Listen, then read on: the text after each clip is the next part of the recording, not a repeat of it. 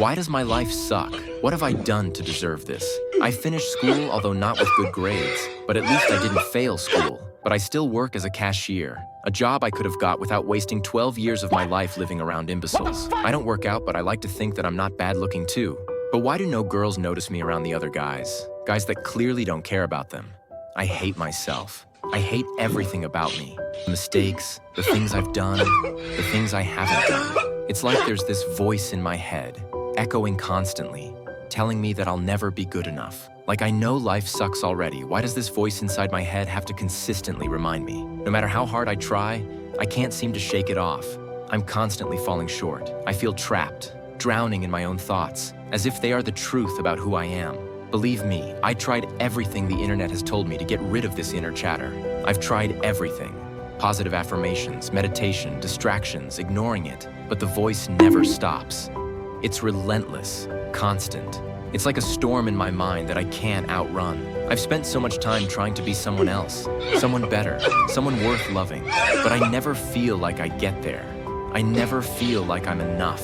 Sometimes the voices haunt me so much that I find myself at the bar past midnight. That has been the only way to shut this voice off, to drink myself to pass out.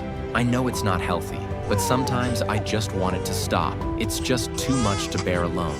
I used to think that if I just worked hard enough, if I just fixed myself enough, I could be worthy of love. But I always fell short, and I hated myself even more for not being enough. So I gave up on the idea of ever truly loving who I was. How could I, when all I saw was failure? Huh? My friend, it sounds like life has brought you down to your lowest. Life may look hopeless to you now, but if you can get through this, then only riches and happiness will be waiting for you on the other side.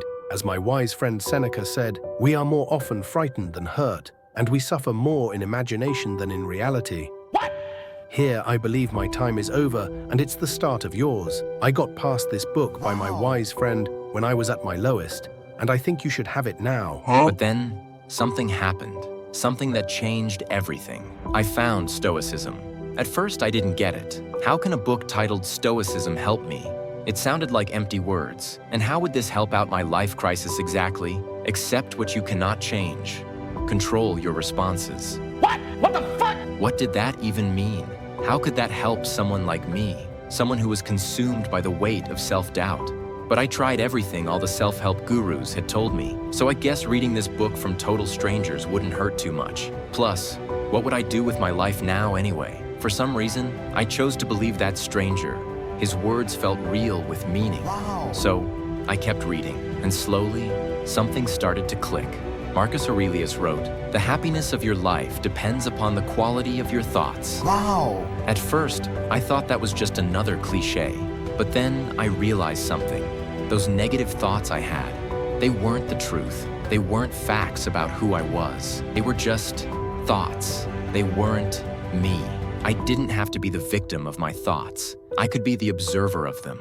The Stoics believed that our thoughts, just like external events, are not in our control. But how do we respond to them? That's our power. That's where we get to choose. And when I realized that, I started to question every thought that told me I wasn't enough. You're not good enough to be loved. Really? I said. Who says that? Who decides what's enough?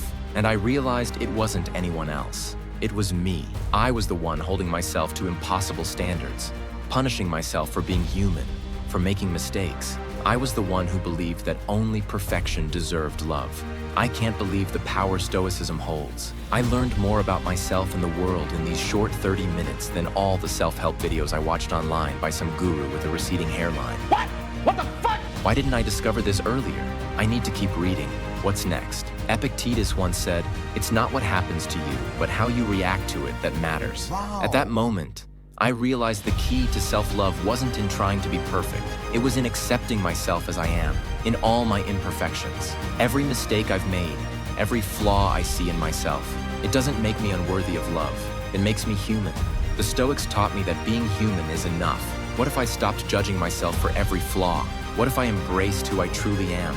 Mistakes, failures, and all. And instead of telling myself I'm not worthy, what if I started asking myself, what can I learn from this? The Stoics had another belief, that suffering is part of life. But it's not the suffering itself that defines us. It's how we rise from it. It's how we react to pain, to failure, to the harshest parts of ourselves. They smile, just slightly, as though realizing something they never could before. I started practicing self-compassion, not in the sense of indulgence or excuses, but in the sense of acknowledging my humanity. I'm not perfect, and that's okay. I've struggled, but I can still love myself, because love isn't about perfection. It's about acceptance. It's about knowing you're enough, flaws and all. Slowly, I began to change. The negative self-talk didn't disappear overnight, but I learned to recognize it for what it was. Just a voice, just noise. I didn't have to give it power. I didn't have to believe everything it said. Every time the voice came back, "You're not enough. You're unlovable." I could say, "No, I am enough. I am worthy of love just as I am." I started to love myself, not because I was perfect, but because I could accept myself in all my imperfections. I learned that self-love wasn't about waiting for someone else to love me. It was about giving myself permission to love myself first. The Stoics didn't just teach me how to handle suffering. They taught me how to see myself clearly and love who I truly am. Self-hate doesn't disappear just by wishing it away. But with Stoicism, I've learned that I can choose to change my perspective. I can choose to love myself, no matter my mistakes, no matter my flaws. And that's the most freeing thing of all. Before I discovered Stoicism, I hated my life. I hated my job, and I was envious of the guys getting the girls I thought that I was deserving of. I wanted to change myself to be someone I'm different. I thought that changing myself would be the answer to all my problems. And yes, I didn't change myself, but I was right in changing how I viewed myself. It wasn't about changing who I was. It was about learning to accept myself fully. And for the first time, I can say, I love who I am. Not in spite of my flaws, but because of them, and that's enough.